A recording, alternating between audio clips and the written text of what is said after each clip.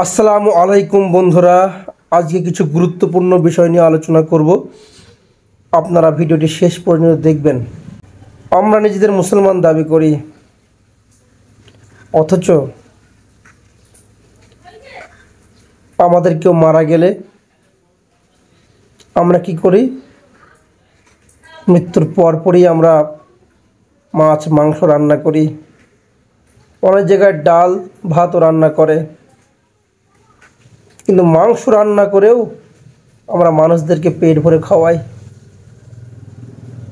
একটি বারের জন্য ভাবি না যে মানুষটি মরে গেল, সে তো চলে গেল, আমাদেরকেও মরতে হবে, আমরাও চলে যাব।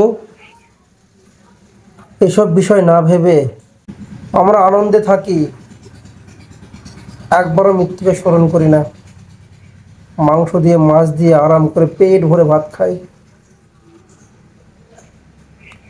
হায় আফসোস, আমরা যদি বুঝতাম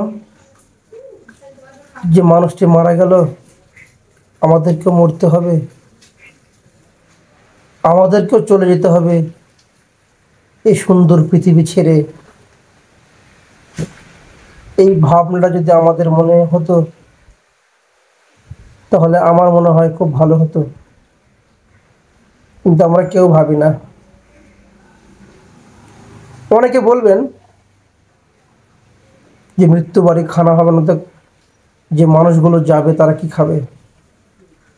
বন্ধুরা, যদি কোথাও মেলা হয় না, গ্রামে অনেক আত্মীয় স্বজন আসে, যদি জালসা হয় অনেক আত্মীয় আসে, তাই না? আমরা অনেক টাকা খরচ করি, রান্না করি, তাদের খাওয়াই। দেখুন না, কেউ মারা গেছে, আমি রান্না করতে নিষেধ করছি না, যারা প্রতিবেশী আছেন তারা অন্তত কিছু রান্না করে কিছু কিছু বিদেশি মেহমানদের খাওয়াতে পারেন, তাহলেই সমাধান হয়ে যায়। কিন্তু আমরা সেটা করি না, খরচের ভয়ে। এটা উচিত নয়। কথাগুলো একটু ভাববেন যেটা বললাম। আসসালামু আলাইকুম, ধন্যবাদ, সকলে ভালো থাকবেন।